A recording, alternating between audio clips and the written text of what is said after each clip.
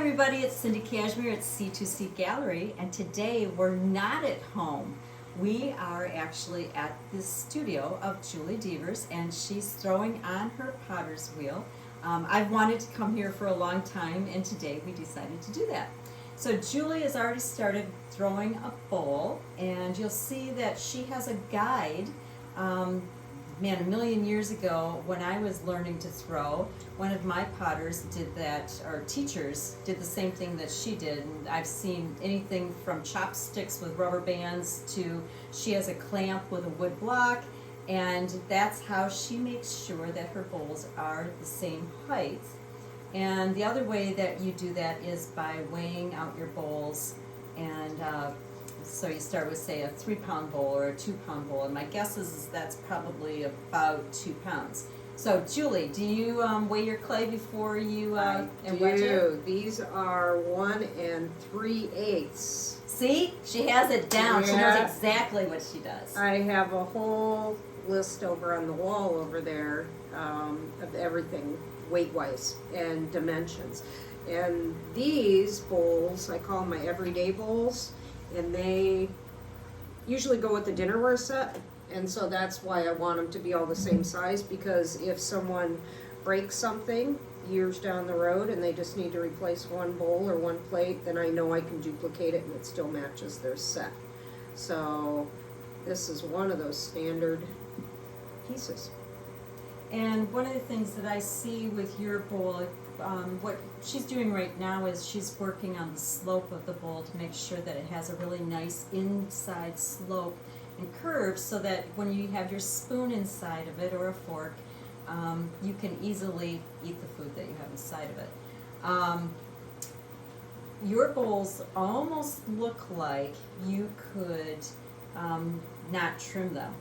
It looks as though you have a choice to make as the potter, that you could finish the bottom of that bowl and then not trim it. And I think we might have the opportunity to see you trim some pieces today, so people understand what that means. But basically it means how you finish the bottom of the bowl. No? Okay, we're not. But no, I do trim these, and the reason being is because the interior of a bowl has a curve to it. And you always want, if I were to cut this in half, you always want an even cross section. So even at the bottom of the pot, you want that even cross section. There's a bowl over in the corner. How about right towards you in the front? Here, this one. Yeah.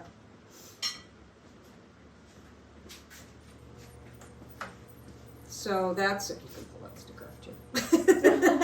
So what she means here is that this goes like this, and then you want this slope to be here and all the way to the bottom of the bowl. You want one consistent line. So if I were to put my fingers like this is a tip for all of you buying pots. Turn a pot over, and you want this foot, the very edge of this inside ring, to actually start on this outside of the foot and go down. And if you have that, you know that you're looking at the pottery by a master potter, which Julie is. So as a contrast too, I've got my cup of coffee here, and this is a flat bottom cup, so it's not trimmed, because I know the interior has a nice flat floor on it. So those don't need to get, I trim them as more of a cleanup method versus actually trimming a cut foot. Right, right. So that's the other thing, that when you were talking about people breaking bowls and needing a replacement, that's one of the benefits of buying Julie's pottery, is that she has stayed fairly consistent with her glazes over the last 20 years. She has Celadon, she has a nice Chino, which is an orange to white glaze. And depending on the clay she's using, like today she's throwing in stoneware. So if you were to look at her Celadon pots with stoneware, it's going to be a darker green. And if she were throwing in porcelain, it would be a much brighter blue-green. And I believe that most of your wood-fired pots, those are going to be a mix of porcelain and a little bit of other ingredients. Yeah, mostly white stoneware. Yeah. To withstand the high fire. So I was going to say, you fire, which doesn't mean anything to a lot of people, cone 10, So that's like 2,300 plus degrees. Correct. And Yep. then wood fire, how hot do you go with that? Those go to cone 12, so those are almost a little over 2,400. Okay, so Yep. Julie right now is starting another bowl, and she can almost do this with her eyes closed because she's made so many of them. And this is her production work, if you want to call it that, because the nice thing is if you break a bowl, you can get a replacement. Right. Let's see here. So I know life has been rather strange. You just had a sale last weekend. I did. And sold a lot of pieces, got some orders. And what we're thinking about is in the gallery is that Julie's work is fantastic for gifts for the holidays because they're pieces that you use. They can go in the dishwasher. They could go in the microwave for just warming up food. And they make really nice special gifts. And one of the things we're doing is we've started what we're calling Joy Drop. So you could take one of Julie's bowls, and we could go to Fortino's, which is in Grand Haven, and they sell nuts and candies. And we could put a bag of nuts and candies in the bowl, and we could drop it off as a gift, or we could even ship it to someone. Because many of us are not traveling this Thanksgiving or Christmas. And because we're not spending the money, I don't know about you, but I'm thinking, well, not going to be spending money on gas, not going to be spending money on a plane ticket. I can probably spend a little bit more money to buy an extra special gift this year, just to let friends and family know that I'm thinking about them. And we had an interesting conversation last night. We got talking about fine craft versus fine art. And Julie's smirking because it's kind of the bane of potters. Yeah. And we wondered about, now you'll see Julie, I'm going to jump over here a second. You'll see she's using these two plastic ribs. We call them ribs. And it helps her form, once the basic shape is thrown, then it helps her shape them into the nice curves. And yeah, that's a nice metal rib. And gets it to be a really nice uniform bowl. And I don't know if you were timing her, but I think it was probably 2-3 minutes to make that bowl. But that's just the beginning, you know, because now it has to sit for a couple days, and then it has to dry enough for her to be able to flip it over. Now, right now, she's applying slip, and I should be quiet and let her talk. This is porcelain, clay screened. And I have a bucket down here, and you can see it's like the consistency of yogurt. So I like to get that nice swirl pattern, and what I love about it is the wetness, the, oops, look at that bottom cup, that fluidity, and slip is more clay-based versus a glaze. So these spirals that I'm putting in, oops, sorry. I'm going to take it. That one's going to slide just next to here. What, would that tip up a little bit? So you can see the slip. That can see. I have to grab a cup up for you. You ready?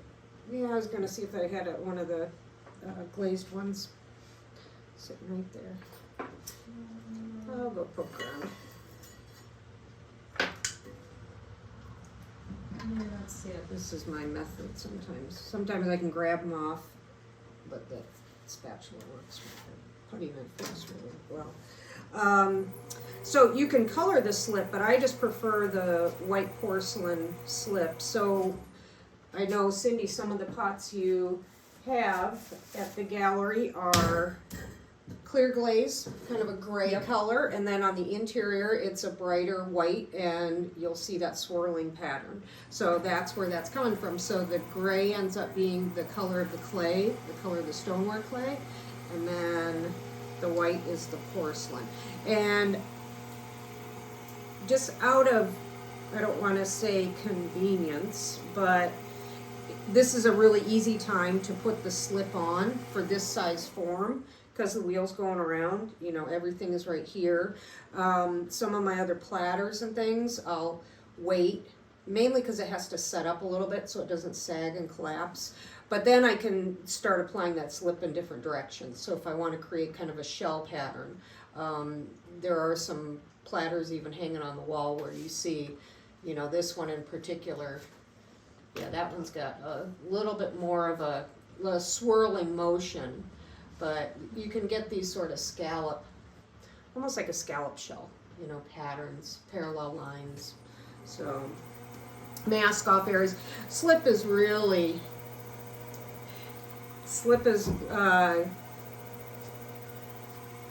versatile. So, but what I like about it is that, well, back when I was in grad school, I was really thinking about the timing of clay and the different stages of clay. And I think, you know, anyone that throws pots just loves this time when the clay is really fluid and very wet and you can manipulate it easily. And I think that's using that slip just helped me retain sort of that wet, fresh look. Don't you feel like a lot of times when the bowls are in this stage, you want to go, oh, I wish I could just preserve this. I wish there was a way to fire it and somehow have it feel just like this. That's exactly what I'm doing. And I think that's where it's sort of, we talked a little bit about the wood fire versus the gas fire, and that's where that parallel comes in, is that because the wood fire, I'm not necessarily covering things in a coat of glaze, and I'm able to see that freshness, and that I wanted to retain that in the glazeware and have that show through in a transparent glaze, and so that's when I sort of adopted using the slips. Maybe think of something else a minute ago. Oh, I know. Have you ever tried taking your bowl and then dipping it entirely in a bucket of slip and then decorating? It needs to be a lot thinner. You know, you can see that this is really thick. Oh, it is. This is almost. It's yogurt like. Yeah, it's Greek yogurt. Yep. So if I do that, it needs to be pretty thin. It needs to be more like milk consistency. So these I haven't done it with. I've done it for some of the wood fire, and then pouring is another method I'll use just to get a pattern sort of pouring that slip on. So. Okay, so we had a discussion last night at the dinner table, and we got talking about where does pottery fall within art, and when is it art, when is it craft, when is it just factory work? And so here was the argument, and I'd love to hear what you think. One person at the table said, well, I think that art is that first time you made that mug, but when you've made 500 of them, now it's factory work. And I pushed back and said, no. Every single mug is a piece of art, because after I throw it, I then have to think about, am I going to alter it? How am I going to decorate it? Where's that handle going to be placed? What am I going to do with it? And that discussion in my head happens with every time you make a mug or a bowl or anything else. So I found myself pushing back, even though there are times when we're throwing, it is almost like factory work because it's very repetitive. So what is your thoughts about that? Right. So I think a lot of it has to do with the source and kind of your inspiration for making the piece. Mm-hmm. So this bowl right now, I'm making, I'll have 20 when I'm done. And when I apply this slip, I react to how it's coming out. Even though this is very mechanical and throwing it, and I do, 3 pulls and I'm done. I cut the bottom, fix the top, get the curve right. And then when I put the slip on, that's when all of a sudden I'm reacting to, now this is a one of a kind. It wasn't a one of a kind when I made it and when I threw it, but all of a sudden this is the part that makes it a one of a kind. And I'm reacting to it. Mm-hmm. So a little bit along the lines of, yes, once you've made 500, but there are times in the process, and whether that be in the throwing, in the glazing, that you can make those individual creative decisions, even in a piece like this. I think I intentionally keep things that way, where it's not identical all the time. Again, this process helps me do that, and I'll have people look at 20 bowls and say, oh, but I like the spiral in that one, or I like the way I'm seeing a little bit of stoneware in this one. So to me, they do come out being one of a kind. I think the intention of the maker, I gotta be careful how I put this. I teach. And when I have students come in and say, I just want to learn how to center and throw, and then you start to talk to them and you say, have you ever had any kind of an art class? Do you take photographs? What else do you do that's creative in your life? And how does that relate to what you want to learn how to do here? And those are the things that you bring with you, and how much of that goes into this process. And I don't know if that kind of makes sense, but I really just think it's the intention and the heart of the person making the work. And sure, you can be, spitting out 500 mugs and say, I'm an artist, and that's okay, because that's what you believe you are doing, and you have to just follow your integrity and follow your belief. And it's sort of like when I started making pots, and I knew I didn't necessarily fit into a niche. I'm not a production potter because I don't mass produce things. I don't have my kiln running 7 days a week. When I make wood fire work, they're all one of a kind.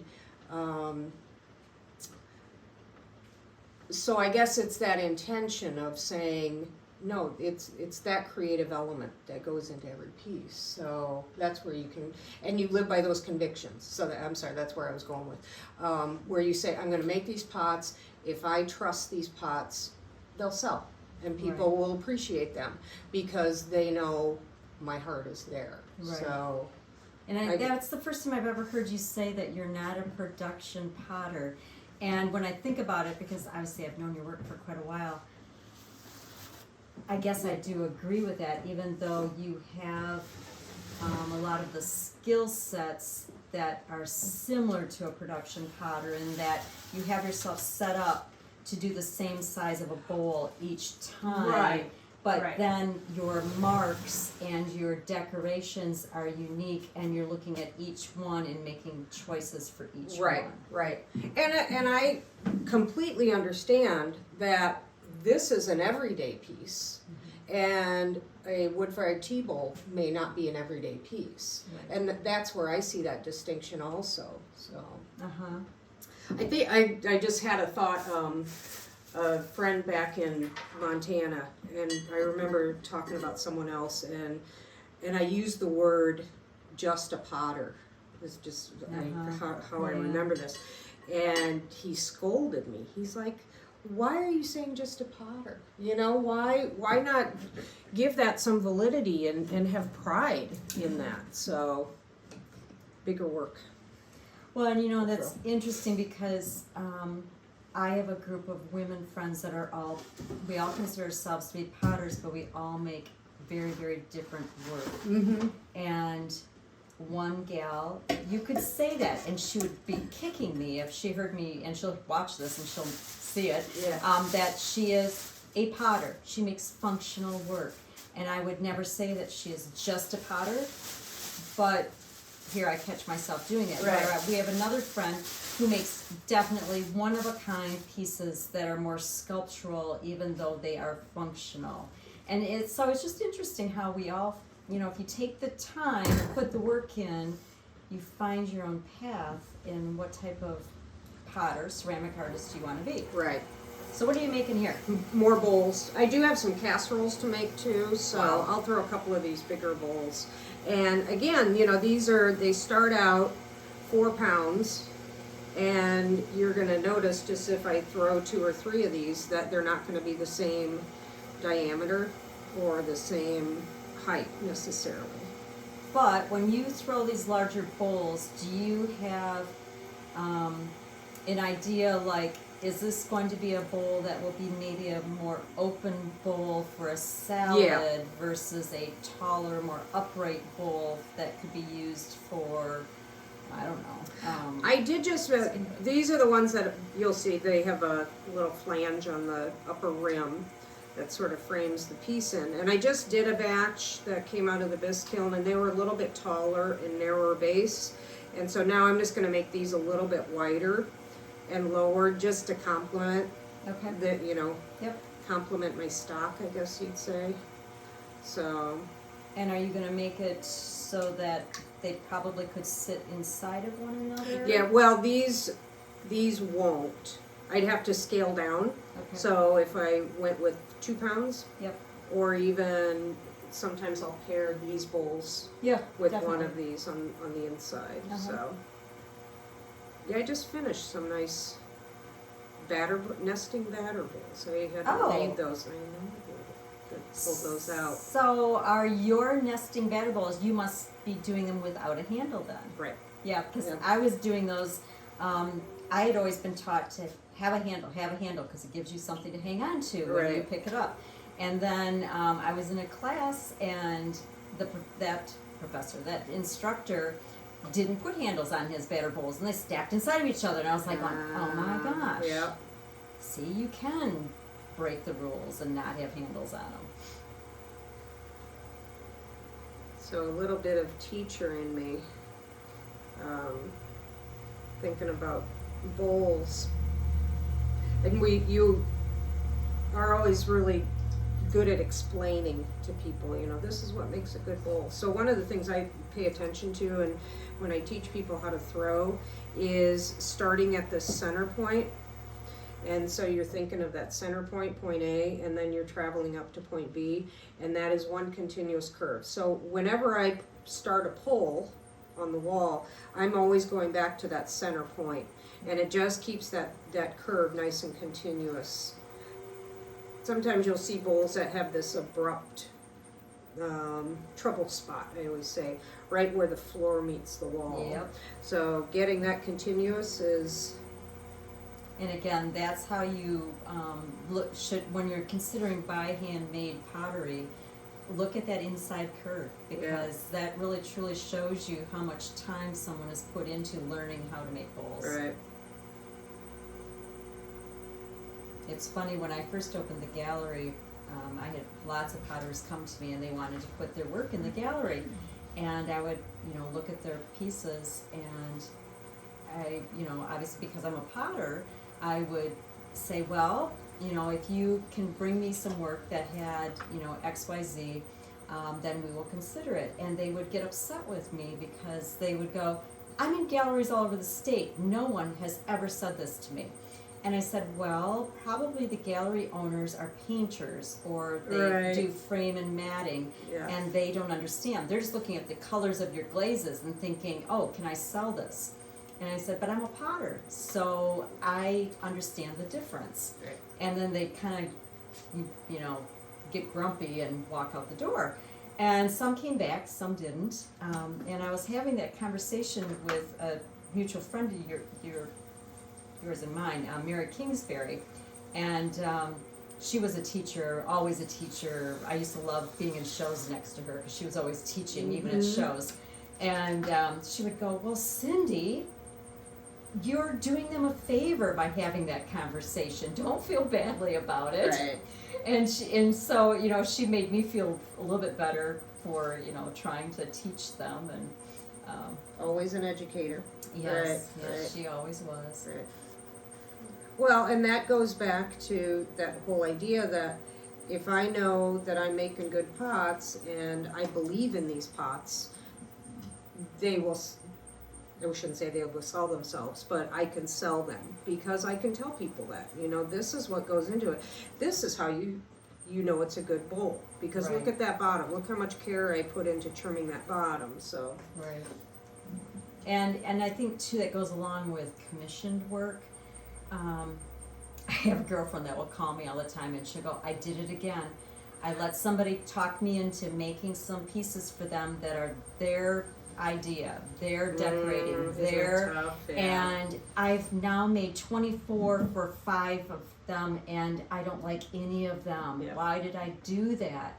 So do you ever do commissioned pieces? It depends, you know, and I can read it pretty quickly whether I'm going to agree to it or not. And so I took a commission at my open house recently, and it was for jars. And she said, you know, I love your work, I love your slip work, and just be loose. They're canisters. You know, so you think of canisters and people make these sort of standard sizes, and she's like, no, I want them to be very different. And so that was kind of nice to get a commission like that. But if I have someone say, you know, I don't know, what's a good example? I mean, there are certain objects I stay away from, but usually I can read it and say, am I going to enjoy doing this? Am I going to learn something from doing this? The hard part is if it's a friend or a family member that says, well, one of the other ones recently we had talked about, which I'm going to be getting out of Mike's Kiln this weekend, is the coffee pour-overs. And that someone approached me, and I had never made them before, and she said, you know, I had bought one and I broke it, but I love your work and I love the wood fire surfaces, so I'd much rather buy one from you. And so she was putting her faith in the fact that I would make a good one, and now the ones that I'm going to unload this weekend are round 3 because it took me to that.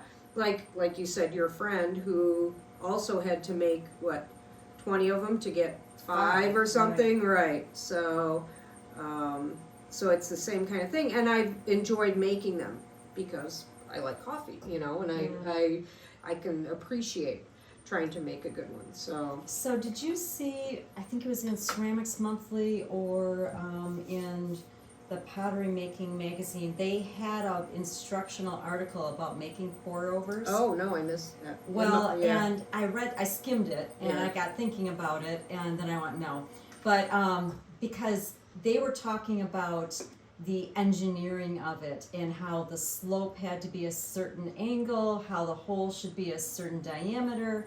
Did you go through any of those gyrations? No, I brought a plastic one out Uh-huh.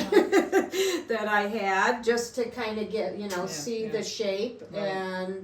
and I looked at that, and no, I didn't change it. I didn't make it oval at the bottom. Mine were just round at the bottom. I did put a handle on it, but no, it's only for a single cup too, because there were a set that went on the cup. Right. So Right.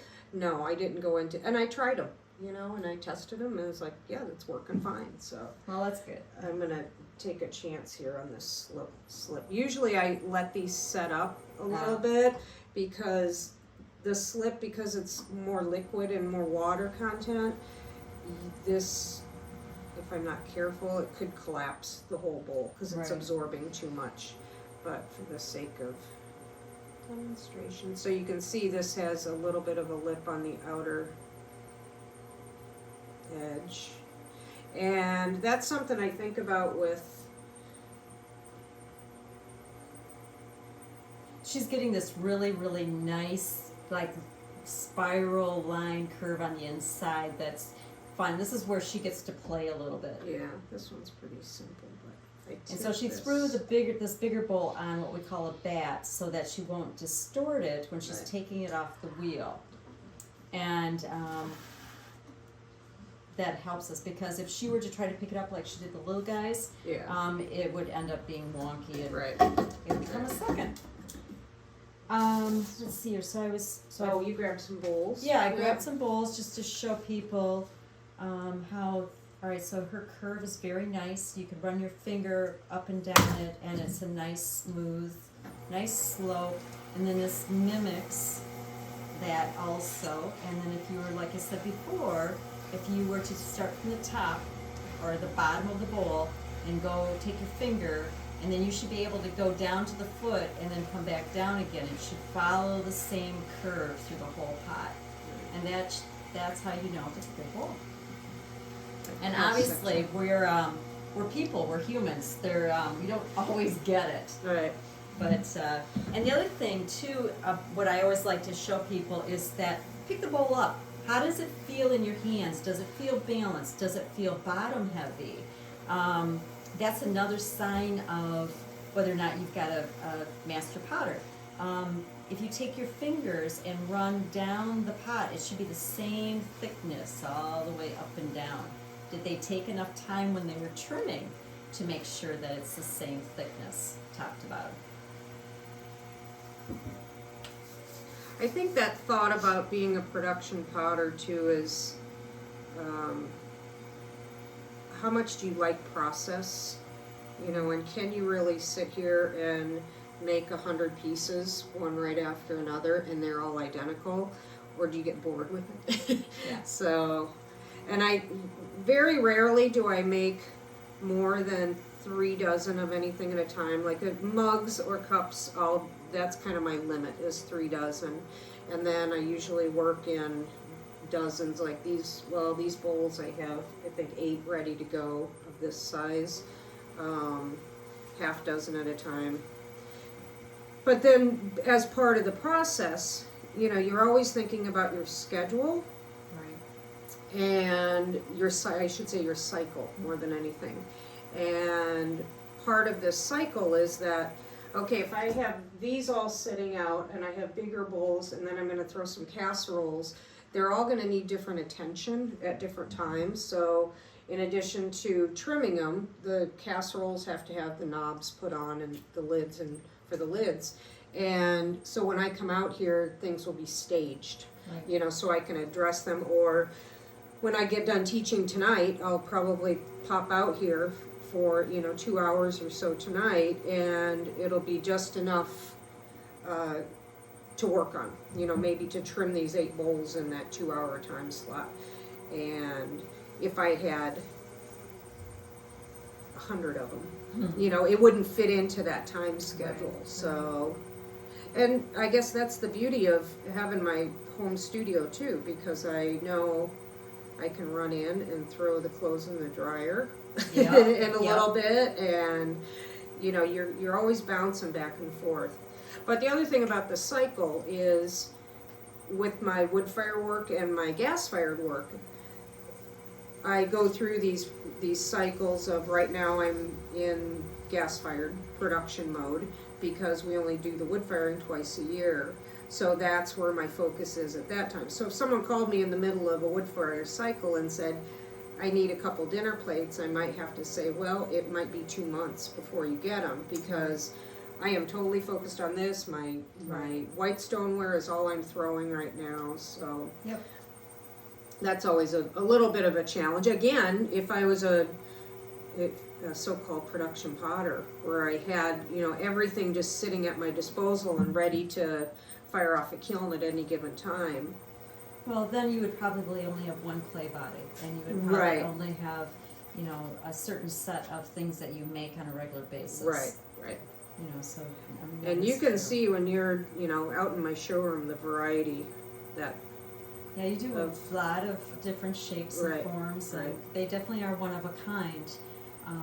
And you have to decide, are you going to be the potter that does only certain cereal bowls and pasta bowls and casseroles, or are you going to do a range of different pieces?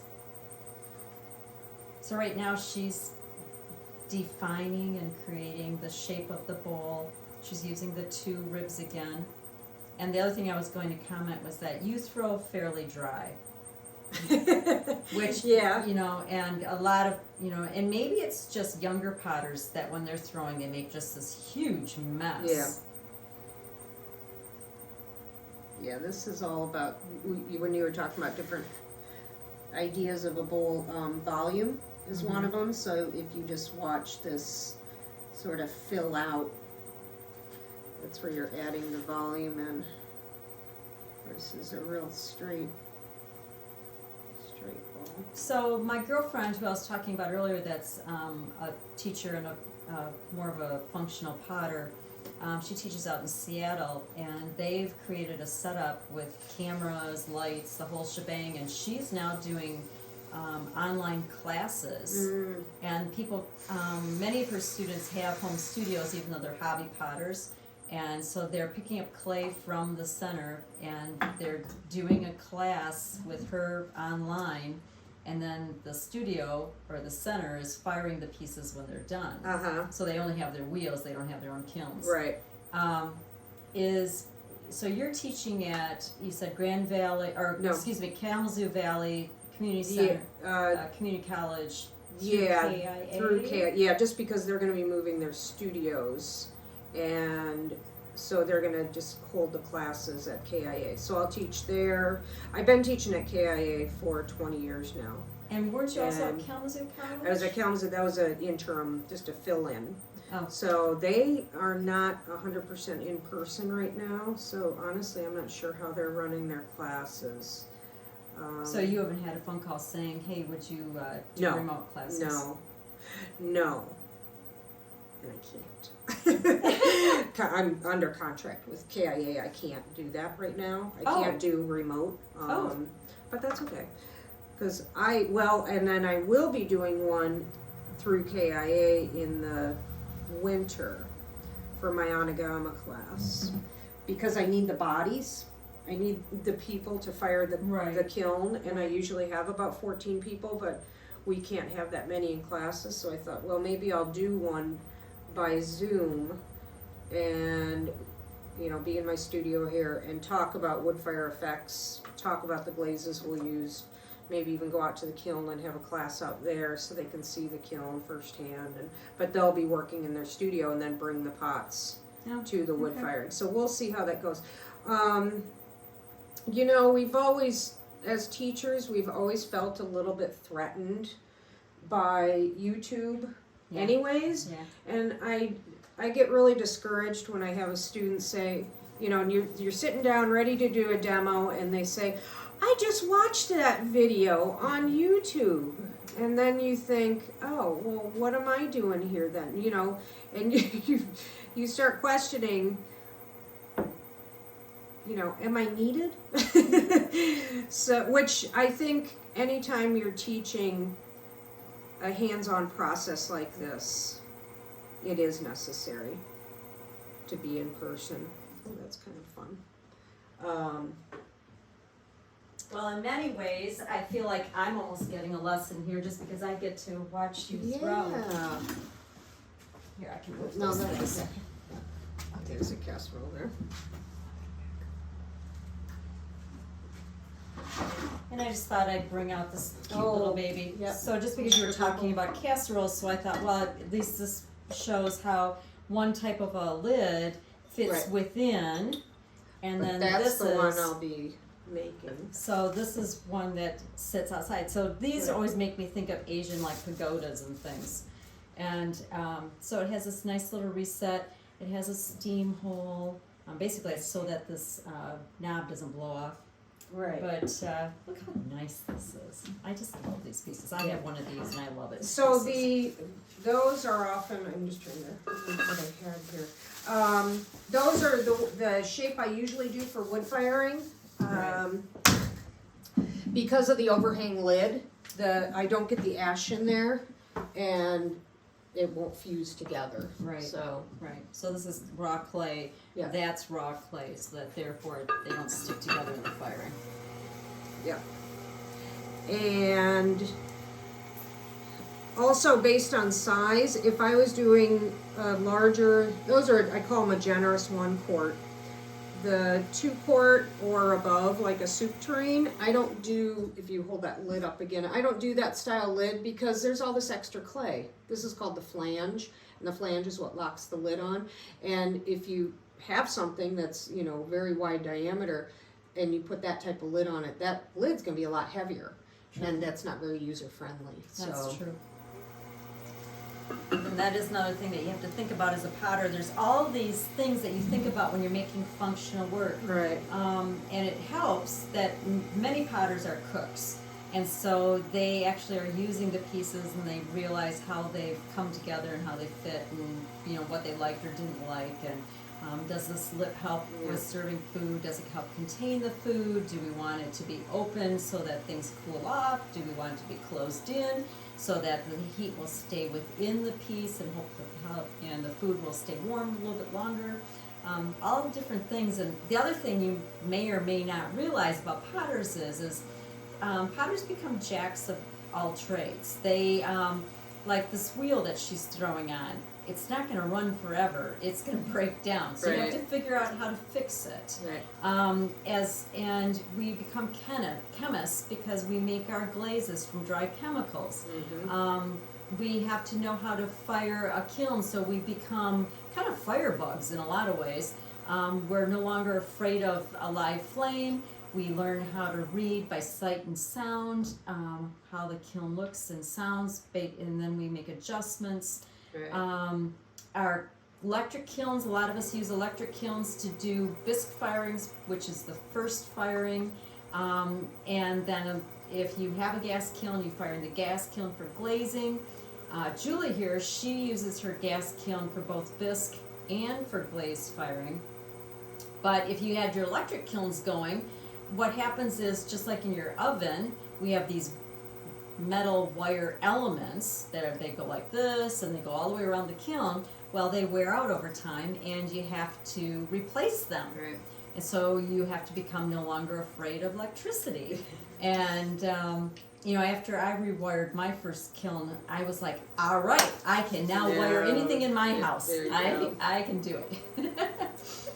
Well, and I built this studio. I mean, the building was here, but I figured out how to put sheetrock on the ceiling alone. Oh my husband goodness. came home from work and said, "Wow, you got the ceiling in." Oh my goodness, Julie. Yeah, you rent a jack for a sheetrock jack. How are you going to heat it? So, you not only have to investigate, heaters, and then you have to install it. So, yeah. And everything in here, pretty much I built, as far as shelving, tables. I'm impressed. So, yeah. Wow. So. You did your wear board too at the rack here? Yep. Wow. Yep. So, Wow. Yeah, there's a few metal racks, but the floor was a chicken coop and a turkey coop, and actually back in the corner on the floor, when the light is just right, you can see turkey prints on the concrete there. So and this was, so I put in that door when I moved in. This was all one, and so I framed all that in and put in that sliding door. So my studio here, and it's small, the ceiling is low, and I think right now it's 70 degrees in here. So I can work all winter out here, and it's beautiful. I have these nice south-facing windows, and yeah. That's nice. So. Yeah, I had a wood kiln in my previous studio, and so I would have to, not a wood kiln, a wood stove. And so it's like early mornings in the wintertime, you'd have to get it going, and maybe by 11 or 12 it was warm enough to actually be in here. And one of the tough things about a wood stove in a clay studio is how quick it dries everything out. Yeah. So again, that just changes. When are the pots going to be ready to trim? And true. So. Yep, that is true. Let's see, what else have we talked about? So right now in C2C Gallery, we have serving bowls, we have mugs, we have I think there's a couple similar mugs on the table there. We have the wood fired. Yep. That I can show. These are my favorites. I love these. Yeah, there's some really nice, beautiful color on those. And we have some nice ones on our website right now that are really pretty. And we have some vases. We have, I'm trying to think, we have tea bowls they're fired in the wood kiln. Mm-hmm. We have, I think functional, we have one platter right now that's not huge in size. It's a pretty nice, good size. Yeah. I've told people that they could use it as a cheese tray, or for, a roast or anything like that. Right. Well, and those would be good for your Joy Drop. Yep. The platters, because they would be a nice container for something. And yeah, definitely. and flower vases, bowls. We have lots of smaller bowls. We have medium-sized bowls. I'm looking around. You can't see what I'm looking at, but I'm looking at what she has to remind myself what we have. I think the one thing that Whiskey sippers. you've often noticed when you buy something handmade for somebody, especially if it's an occasion like a wedding, is that they know you picked that out. And that's very memorable. You know, and I know I have some things that I got 25 years ago when we were married, and I know exactly who they came from because I connect who gave it to me and that piece and the fact that they picked it out. And I hear that a lot. I have a sister-in-law who buys all the wedding gifts that she ever needs from me, and she said, I know they registered for this color, but I love this color and I'm giving it to them anyways. And you know, they'll remember that this was Lori's favorite color and favorite glaze. So well, and the thing too is that I feel like your work specifically, and that was one of the reasons why we wanted to come out here today, because I think it's a good time for people to start thinking about what they're going to give for holiday gifts. right. And you know, some people are getting married, but the nice thing about your work is that it is simple and it's fairly neutral.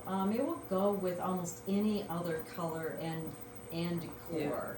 And I'm always reminding people that. I'm always like, look at this. Look at the simple lines. Look at the details. That's a good one. That's a really good one. It is. See, guys, this is how, after some of them just get kissed. You have to know when to stop. Yeah, exactly. This one's a good one, so we could just put a little C under here. But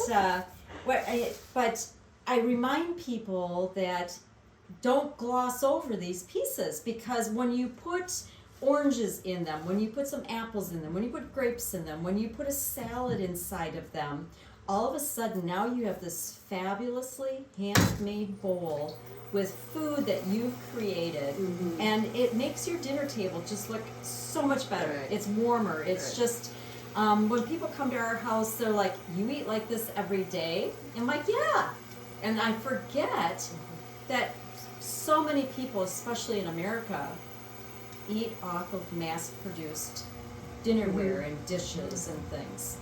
And I'm telling you, once you start buying handmade, you're hooked. I think about that with my kids, you know, and you wonder, how are your kids what are they gonna be like as adults? Right. Because they've grown up with nothing, you know, I think we have maybe a dozen glasses that they use, but everything else, plates, bowls, you know, the milk cup at dinner, they're all handmade. Right. So I often think how that's going to carry on to the next generation.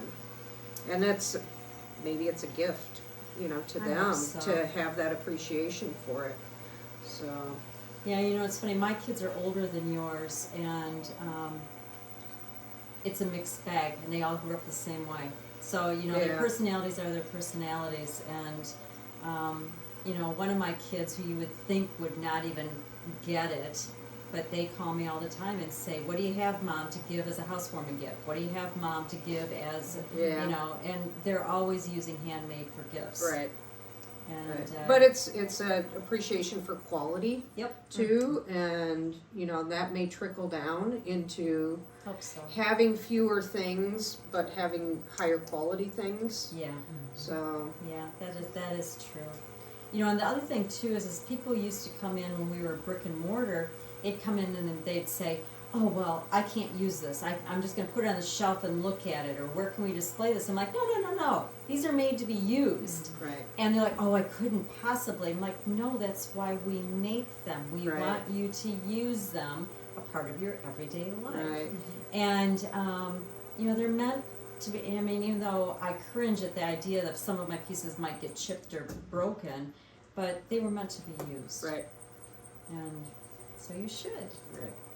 God, what else haven't we talked about today? I feel like we've kind of been all over the place, but we've talked about your making process. So right now, Julie's making, then she'll bisque. So here's the thing, for me, when I'm making, I dry, I, finish things, trim them, finish, decorate, and then go in the bisque kiln. And I'm usually not making again when I've got a bisque kiln, because typically I go into glazing mode. Do you do that too? So it takes, that rack will be full of greenware and, jam full, things stacked up, and that's a bisque load. Okay. So I don't, and efficiency wise, I don't fire that kiln unless it's full. Right. So that's why sometimes it's hard when you do get a special order and it's not in the right time of the cycle. So once that's full, that will be 2 glaze loads. One bisque load is about 2 glaze loads. Yep. So then I will have that emptied out, the studio will be clean, and then right under that table are all my glazes. And so then everything, I need all the shelf space for glazeware. And that's the So. benefit of only having 2 or 3 glazes, that she doesn't Yeah. have all of these buckets. Right. And I'm trying to go down to that too, because it gets nutty. Well, and I always felt like if you have those 2 or 3 glazes and you know how they fire, you know how to apply them, and you're very familiar with them, it's just going to make your life easier, Definitely. and it's going to make your work better. Yeah. Because you have control over those glazes. And sometimes I'll do just weird color combinations just because I have the glazes made up, and it's like, why did I ever do that, and Yeah, it bites you every time. right. and especially if you do, like you were talking about, kind of quiet pots, and you don't need all these flashy glazes, and you don't need an abundance of glazes. So That is true. and the glazeware is a nice complement to, I don't, you think you put that one wood fire mug back, but that, those wood fire pieces where there's just such a buildup of surface that happens, and that's all because of the wood ash. And so these are a nice complement for me to that, because those are still, I feel like these are intimate pieces, but those are intimate because of the surface involved in them. Something like a cup and saucer might be intimate because of the function of it. Aren't those nice? That's a newer clay body too, from Starworks Clay down in North Carolina. Oh, North Carolina. Yeah. That's really nice. And that's a beautiful glaze. Wow. Yep. So I just started, I Rutile think this in was, no.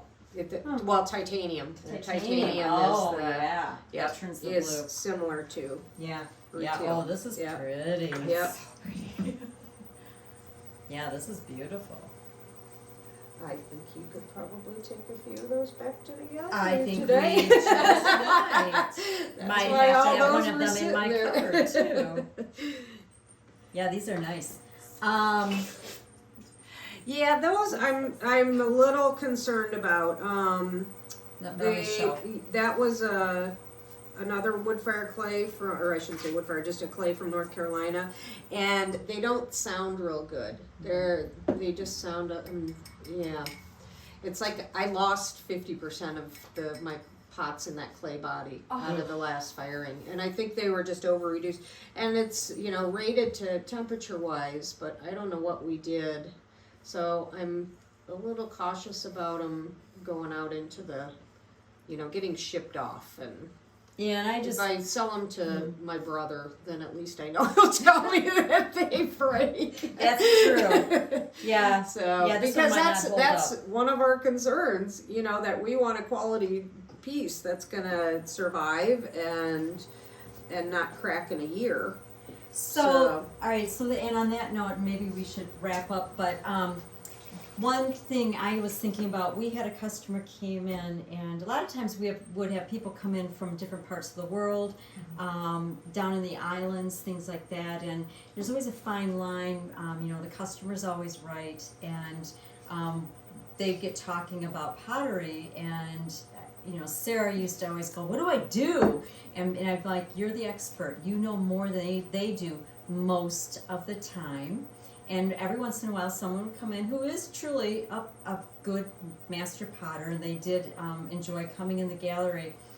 But then there would be people that thought they knew, and we would try to educate them a little bit more. And what I was thinking about is down in the islands, lots of times you'll find pottery. And when you're traveling, it's situational. You're into spending money, and so you want to bring something home that you saw while you're traveling.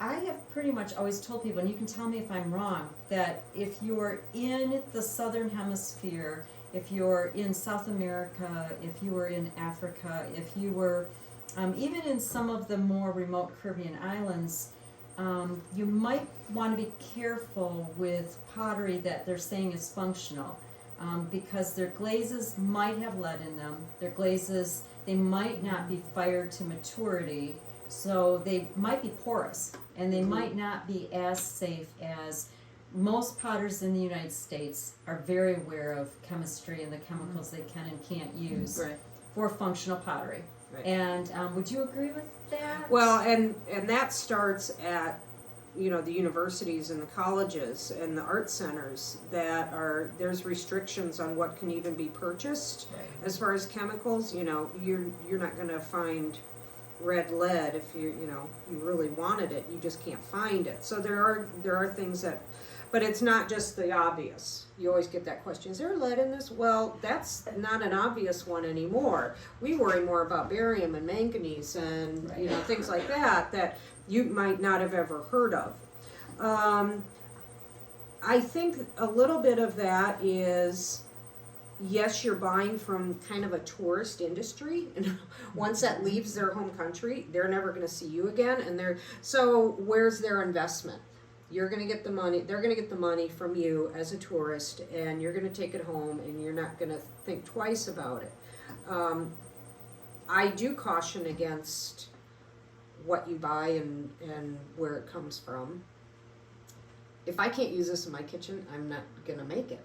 If I have any fear of putting my hand in a glaze bucket because I'm going to absorb something and it's going to cut my life short, why would I use it? Why would I have it in here? Right. So, yeah, you'd like to think that this doesn't just apply to art, that a lot of people have common sense, but, you know, you want to think that, why would I do that, and why would I subject you to it, and why would I even have you buy something that you couldn't use? There are certain pots. Raku is one process that you have to be very cautious of, and when you sell that raku pot, I don't raku personally, but you know, you have to say, well, you can't put water, it might not hold water, and those glazes might not be stable, so you can't use it. So you have to be careful and say, well, not everything we make is usable, but hey, that's why you buy from someone you know, and that's why you buy either locally or you buy, because you can trust that that person is taking all the precautions. So they've done a due diligence. Right. Yeah, that's, part of being a chemist too is, you have to know at what point, is that glaze stable? And, it's sort of like that mug you were just holding that, it's like, ugh. I water tested all those. I poured boiling water in them 2 or 3 times and to make sure they were okay. Like I say, that was 50% of what survived. And that was just a firing fluke. That's the 3rd time I fired that. Up on the top behind you, there's some of those little cups, and those came out of a previous firing. And they feel different, they look different, and so, something happened in this last firing that now those have the little pearls of feldspar boiling out, which I like to do in wood fire. I feel like that gives that clay life. And those feel fine to me. So. Yeah, they did feel different. Did they have a glaze? They all have glaze on the interior. Yeah, okay. But it's such a high iron, and iron can be affected by the atmosphere in the kiln. So it could have been from cooling too. Cooling cracks it's called dunting. And you might hear that in the kiln, or you might hear it a year later. It's a thermal shock. So it's the same thing as if you put that pie plate in the oven with a piece of brie on it, and then you take it out and you're like, oh dang, my pie plate cracked. Well, because it's cooling at different rates and it gets thermal shock. So, and that's another thing, is that, you know, when I sell those things, or when you sell those things, you have to say, if you want this piece to last, this is how you use it. And this is, you know, you want to use that plate, that pie plate full. It's a pie plate. Don't call it a brie plate, because you might crack it when you put it in the oven, or actually take it out of the oven. So, yeah. Oh, have you ever thought about doing a class that was for ovenware? Well, that does require a special clay body. Right. So, no, I haven't thought about it. I would consider it. Some of those materials, they can be really expensive, you know, like for flameware. Right, that's what I'm thinking about, is flameware. Yeah. There's a gal that's used to be in Connecticut, and now she's out in British Columbia, and she got a recipe for flameware, and she's been totally focusing on wood-fired flameware. Oh, really? And they're beautiful. Yeah. I don't know if anybody in our area does. Yeah, I'm not flameware. sure. Yeah. Yeah, But- there was another potter I knew of in the Seattle area that did flameware. Do you want me to throw a casserole real quick? Well, as Sure. quick as I can. Yeah. So, Oh, the base at least. the base. Well, the lid will be, you know what? You can do the lid first. I'll throw both sides, but I do need to, this is my chart. I think it's 8 inch, yeah. So I keep that standard too, the diameter. So it'll be 8 inch opening. So these are calipers, so I can set this for 8 inches. Everything gets, you know, covered in clay like this. Did you drill in your holes in your ruler? No, this is is it a mechanical? Oh, maybe. I don't know, but yeah, it's got all these other, it's not a drafting. Oh. Yeah, I don't know. We have a lot of strange things in our house.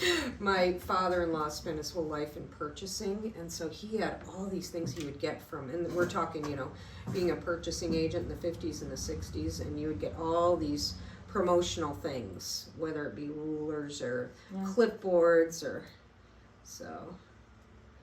So what Julie's doing right now is she's measuring, because she's trying to make sure that So her this will be 8 inch opening. casseroles are fairly uniform in size. And then she uses the calipers so that there's a certain opening, and then she'll make the lid, and then she'll make the outside casserole, and then if she's I'll do done them the well, base first. she Well, puts it together. and then I have a half dozen of these ready to go, and This is gonna be the lid or the this will be the bottom. Okay. But by doing a half dozen at a time, again, just sort of production mode. But then I make sure that all the lids can be interchanged, and I get the right lid on, you know, that they look good. Right. The lid matches. Yeah, I'll talk a little bit about how I finish those off too. We'll get this made.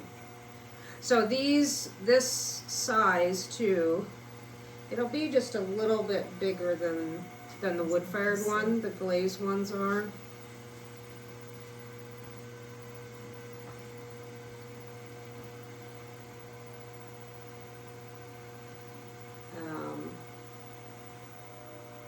And what's nice about this style is that when you take the lid off and you're serving out of it, it has a nice simple rim on it. Mm-hmm. So the flange, which is the part that is at a 90 and sort of locks that lid on, the flange is on the lid versus the flange being on the pot, on the body of the pot.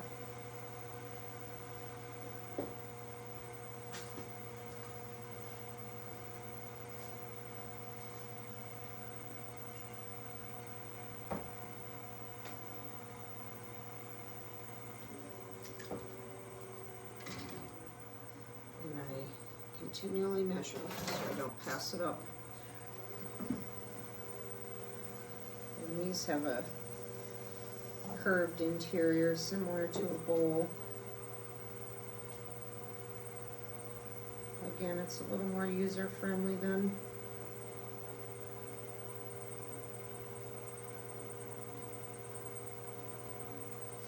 I'm not sure if you, I know you had a casserole or two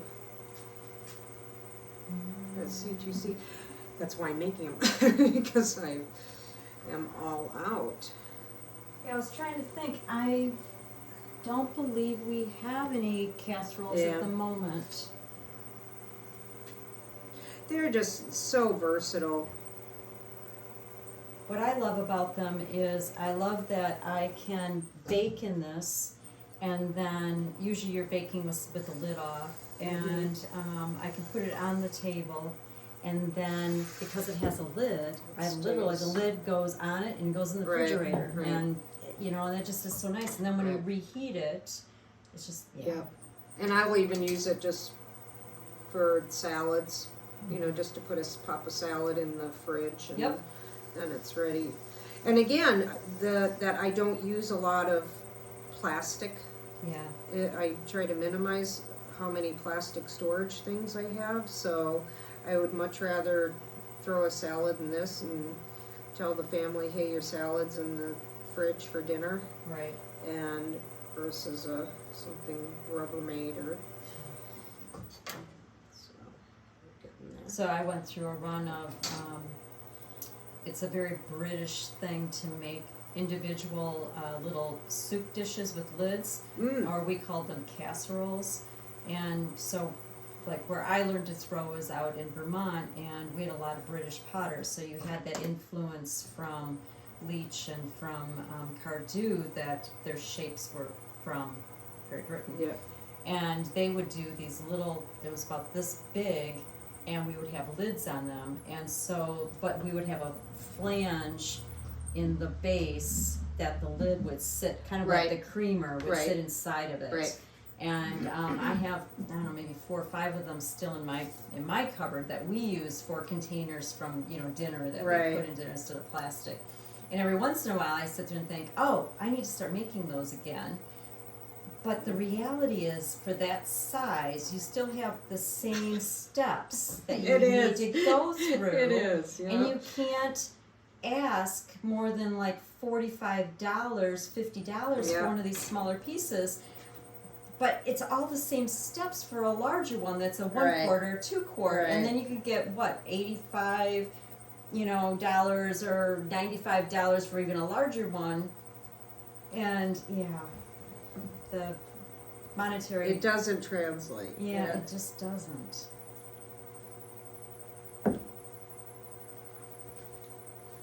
And then you have to answer the question, now why is this one priced like this? Okay, so here's a pricing thing, and I know you and I,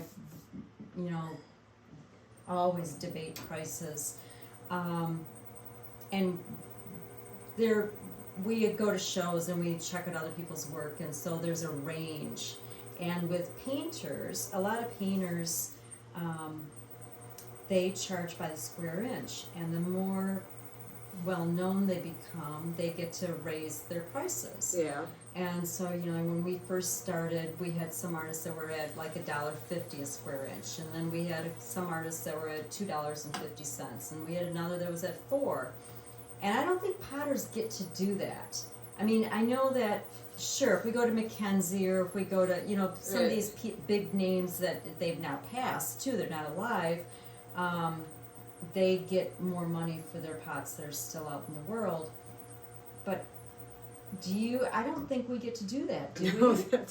I always remember Don Wright's talking about that, when he talked about in the late 60s when they started selling directly to people as potters. And he said, we had this formula where we would go weight times height times, and just to hear him say it too. It's like, really? You came up with a formula? And so, no, we can't. Nice to be able to wouldn't do that be nice? I think there's kind of a standard. Sure, you see some people that will sell a cup for, $150, $200, and you kind of shake your head and you say, what?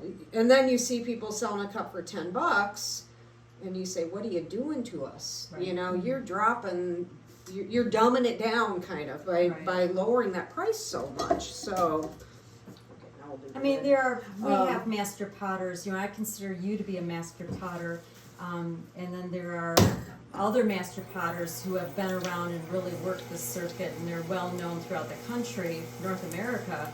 You know, and they are getting $75 a mug and things like that, but they're few and far between. Right. And that's a mentality also of where you want to be in that price range where people are not afraid to use it. Right. And when it becomes so precious, because you paid $75 for this coffee mug, it's going to sit in your cabinet and maybe come out once a month. And God forbid you have children, then it definitely goes in a different cabinet. So yeah, it's a little bit sad, but my kids were all raised that they knew which ones they could use and which ones they were not allowed to touch. But that's not the mentality of the person who made those. That's not what they wanted. But God darn it all, if I spent $50 on a mug, I don't want one of my 9-year-old kids, grandkids using it. So right now you're making the lid. And I make it upside down. So keeping that bevel. So what I want you to think about is, so this is going to be, I think, a different lid than this one, or is it going to be the same? Okay. So what she's doing right now is she's left enough clay to create this, but then she's also leaving enough clay here in the middle so she can create this. Right. Yeah. Some people call it a galley. Some people, gallery.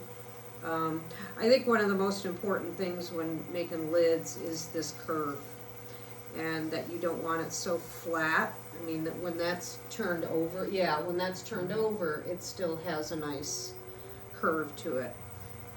Because as soon as something is lidded, it's a three-dimensional piece this way. It's not an interior-exterior thing. Right. It's a full form. Yep. So you really want to think about how does that lid complement the base. So one thing I will do when I finish these off is this piece, stay focused. This piece will not get cut off. So tonight or tomorrow when I go to trim it, I can put this right back on the wheel, and then this is going to get cut off and flipped over, and I'll actually trim it right on here. So then I'm looking at the base of this, and if I see that it might be a little bit more angular or geometric or round or spherical, I'll complement that with how I put the knob on it. So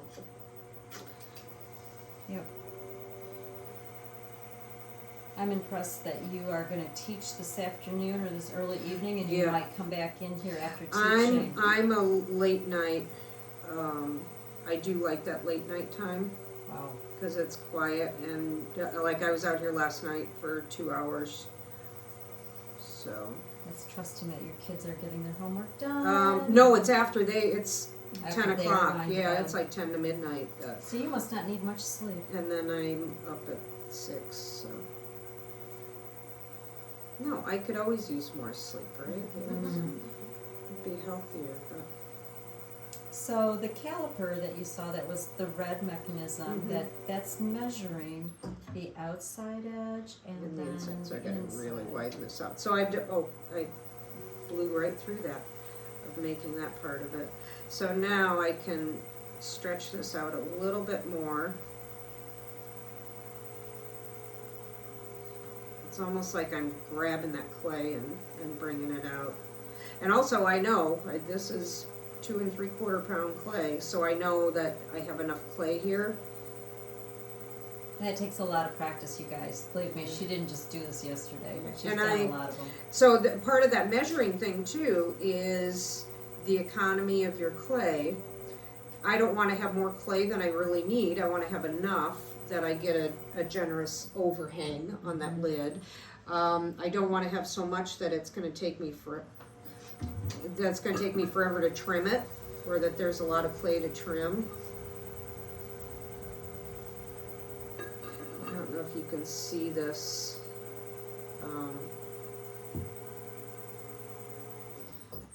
I have a mirror that, I don't know if you saw that's in there, so that saves my back because I can look in there, and so I can just see how much clay I have down here and how flat that is without having to bend over too much. There's a lot of potters that throw standing up. You throw standing up some, don't you? On your electric? I started and I actually ended up putting mine up. I went back to sitting, but my wheel is higher than it used to be. Right. And that's been a lot better on back. I used to have somebody that would they'd be sitting and they would throw constantly doing this. Right. And that made me dizzy. I could never learn to do that. And that was while they were throwing, or were they looking at the profile of their While piece? they were throwing, Okay. they did this, and I was just like, oh my goodness. Well, you've seen the head thing too. Yes. Yeah, there's that. And that always just made me dizzy. This stool, it's rather high, and so actually my legs I can stretch my legs out. That's so nice. I'm not at a true 90. Right. Sometimes those, like the Brent wheels, and they sit so low and you're sitting Yeah, I actually crouched like mine over. up higher now, because I can do like you, I can sit up straight. Right.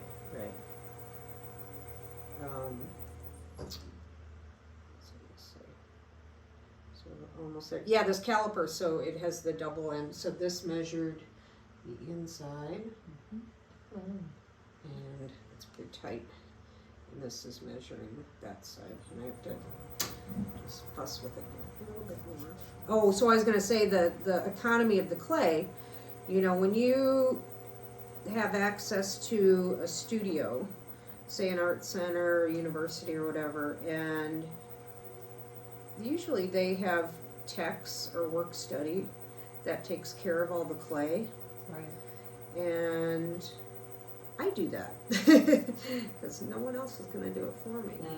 No. So I have all these 5-gallon buckets of reclaim, we call it, and so that's the stuff that when you're trimming your pots, all that drier clay, you can't use it right away because it's already lost some of the water and dried out a little bit. So it's like, well, you want to be economical with what you have here because I don't want to have to process and recycle all that clay. And I don't want to waste it because I'm buying it.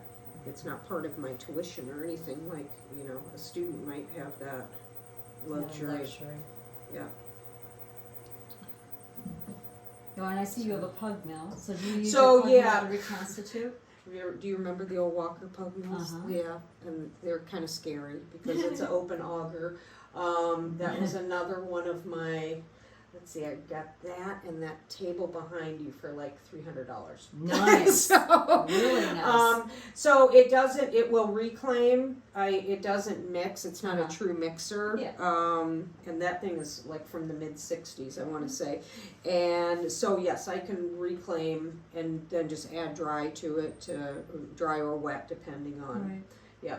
So that's kind of nice to have. And I run, so this is one clay body, and then I have porcelain and my wood fire clay, which I'm getting that half a ton on Saturday. And then I usually have another couple odd clays. And then the platters, usually because of the size of those and firing those in the wood kiln, that's usually like a mixture of my reclaim because I want to put a lot of sand in those so they hold up to being put into the firebox or. Can you get it off there? There you go. So this is your platter. Yeah. This is cool. So that was fired. Your right hand. You'll see that edge down on the bottom. Those shells. So that was sitting in the firebox upright, and that's where all that directional ash is flowing. So what I do when I unload those, I'll bring them into the studio and I'll put them across the studio from me in a plate stand, and like every day I'll rotate them and say, where's the composition, you know, and which way does the orientation want to go. So Cool. you know, it's sort of like having an abstract piece of work that you can decide which way it's going to go. So then I decide, also based on the curve, you know, how do I want to like view that piece. Do I want it coming at me this way, or do I want it, you can kind of see that. Just the decision between that Yep. one, and there's another one next to it that's more of a vertical. So then the one on the table there with the one little shell impression there, that just came out. The next one over. Yeah, that one just came out. So I've been kind of rotating that one and trying to decide which way it's going to go. So it doesn't have a wire on it yet, but so that's all firebox stuff on the back side too. But you know, that's what you do to get that other surface, is you say, I'm gonna let it sit in the coal bed for 4 days, and just amazing, like both sides of it, but that drip over on the side too is just amazing. And that one shell. So that was sitting on that edge, and then I had a big scallop shell. There's no glaze on that. That's all the color on that one, and also the one over there. That's all color from the wood firing. Wow, So, very cool. and I think my lid is done too. Looking right there. So yeah, what happens then is I'll leave this one attached also. And then when it sets up, when it's leather hard, I'll flip it over. I'll even do it for you now. I'll flip it over and put it on there, and then flip it back and cut it off and flip it again, and then it'll be upside down on there. And so then, you know, sort of like this. And then I can trim all this excess clay down here, and then I throw that knob on there too. And those knobs are hollow.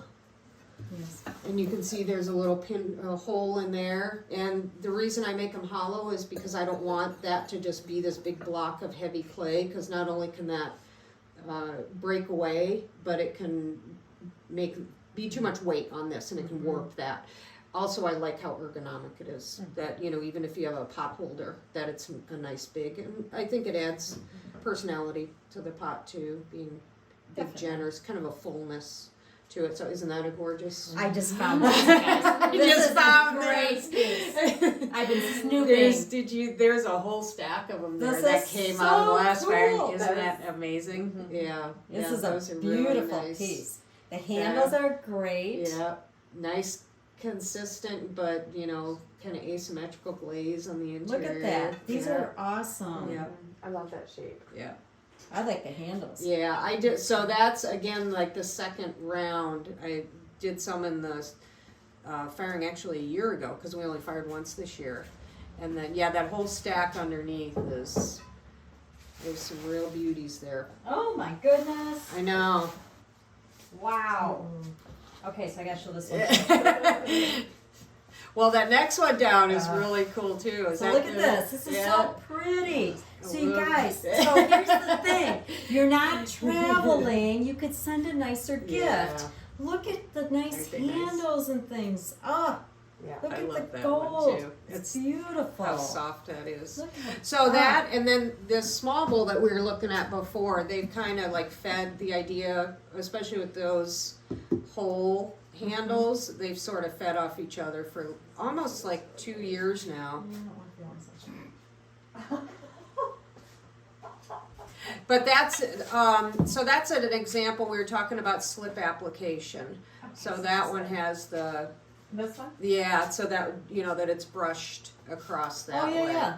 That's So, right. I like yeah. that a lot. Yeah, And this is some decoration Yeah. too. and that's poured, so that's poured areas of Chino glaze, and the rest is unglazed. Isn't that nice? It's so And so pretty. that what I like about these is just the complement of the holes, and Yes. just that whole circular. So I have to show And what, then because we were talking about it and we weren't talking about the inside. So here's Right. the inside and this one. So this is the slip brushed Right. across. So yeah. Isn't that pretty? A little glaze on the handles, and yeah. These are great. I know. These are, and what's nice about them is the handles. Yeah. Mm-hmm. Yeah. It makes it so you can actually pick Yeah. them up and not be scared you're gonna drop it. Yeah. They'd be Great. beautiful on a holiday table. Oh, Like you with guys, your- you could Yeah. put greenery in it. You could put candles. You could put food. You For could put Thanksgiving cornucopia. yes, definitely. Rose. mixed with Oh my vegetables gosh. You and guys, there's so many things you could use Yeah. this a little for. chicken. Yeah. Tons of stuff. So we have, what time is it? It's 12:30. We have been talking now for quite a while. I knew that this would happen. Yeah. I didn't do any prep work to spend time with Julie because I knew we could do this.